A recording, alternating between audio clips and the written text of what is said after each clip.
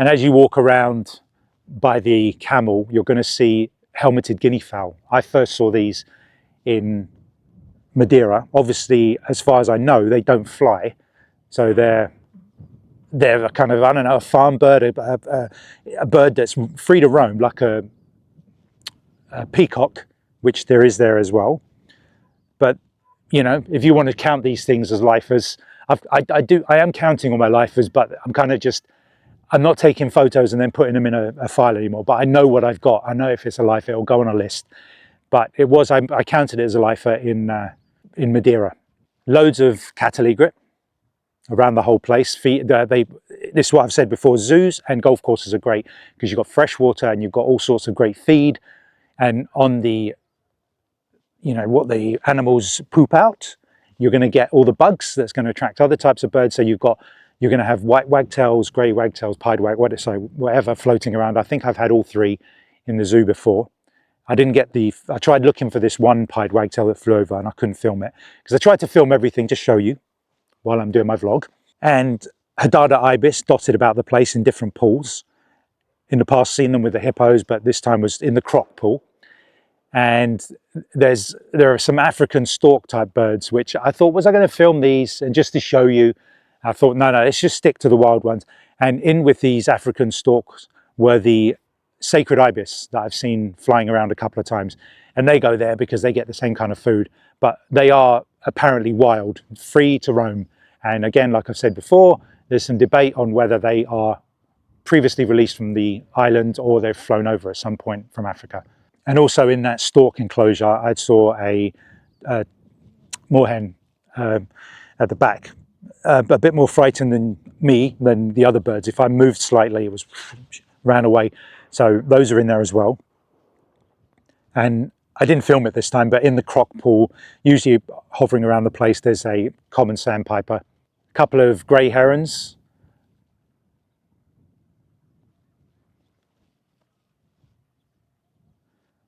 little egret,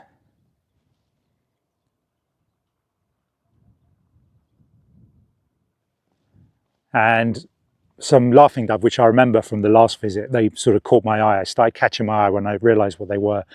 They've got their slightly more purple and red sheen going on than the collared doves, so they stand out immediately. I think they're slightly smaller as well. The big surprise, I was leaving about 5:15. I started hearing lots of different calls in the trees, which I couldn't quite pin down. Eventually I discovered that the single chirps were the blackcaps. But as I was checking every bird, I adjusted the exposure for one bird, and it turned out to be a European robin. So, hi little guy, I didn't know they were down here. So that's good to know. I mean, I remember seeing one in Agadir, and I was like shocked to see it. It's weird to see it outside of the country. But yeah, little robin. And yeah, I had to go manual for that, big time.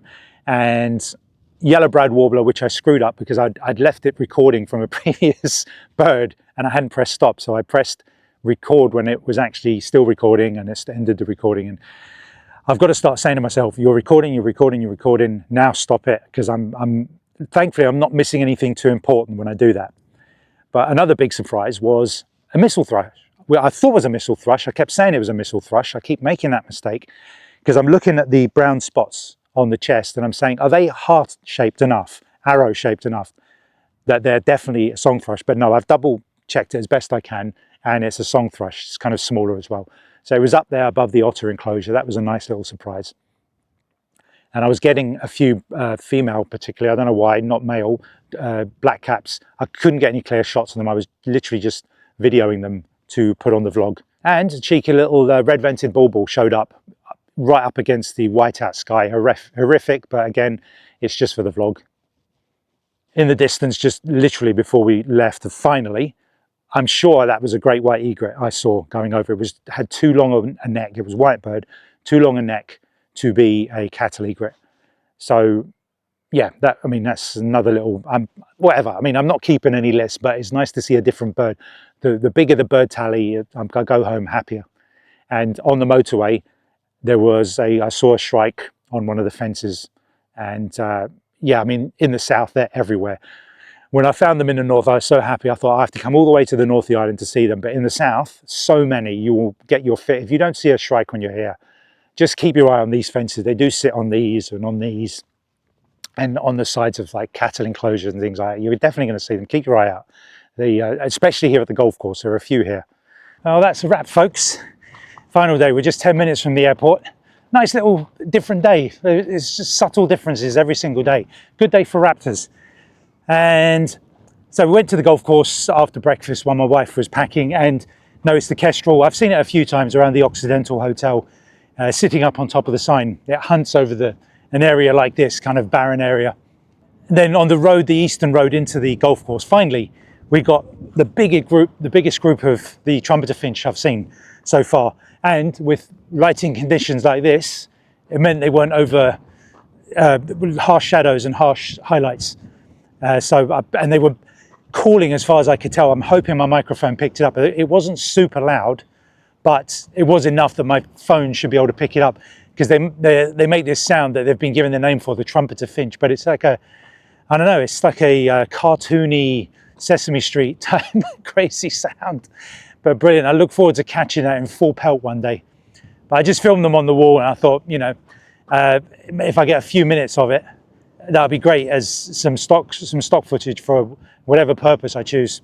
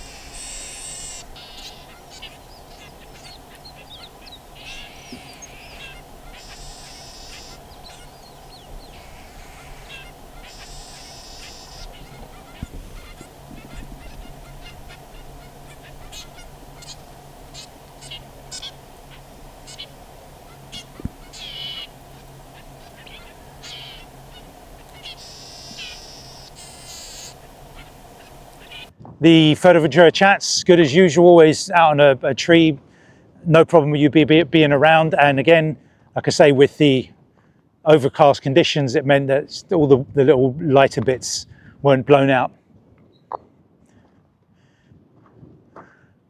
The laughing dove on the road looking a bit scruffy, the two on this area, not like some of the ones I've seen.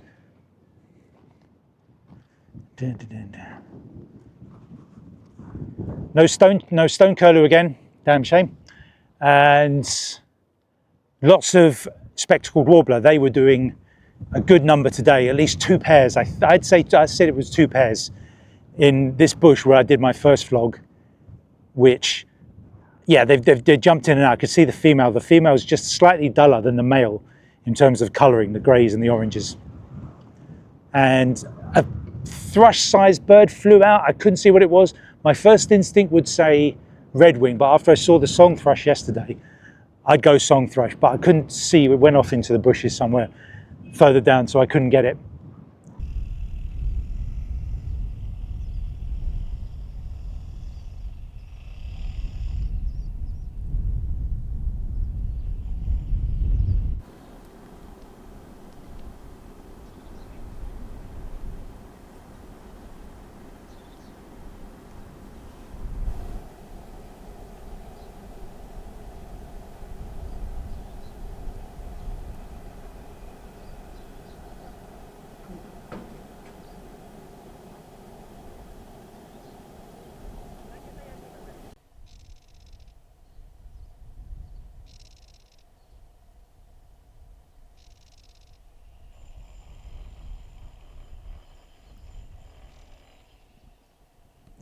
but a smaller bird was in there.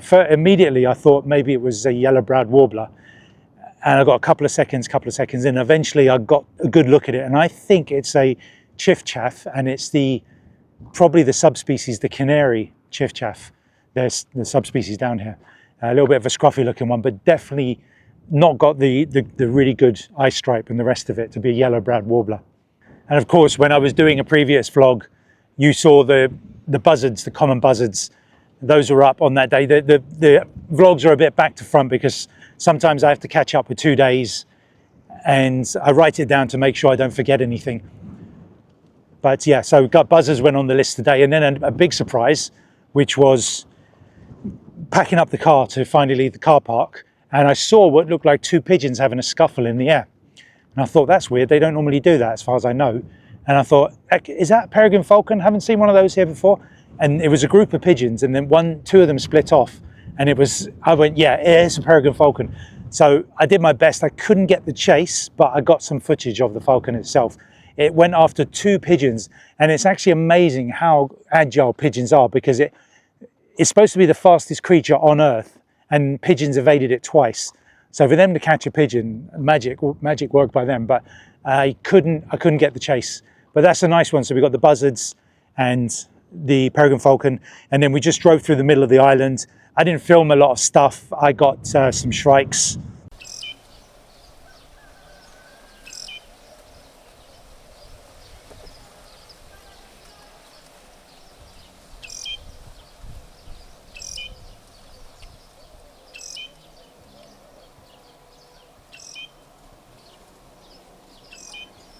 And a couple of Egyptian vultures doing a bit of aerial acrobatics. Again, we're driving, we're nowhere to stop. So I thought, I've got plenty for now, we've got to keep moving. I saw Kestrel by this pond by the mini marts. So that's his little bit of turf there.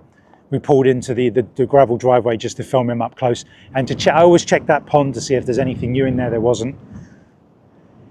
This unidentified bird about 10 minutes ago, I don't know.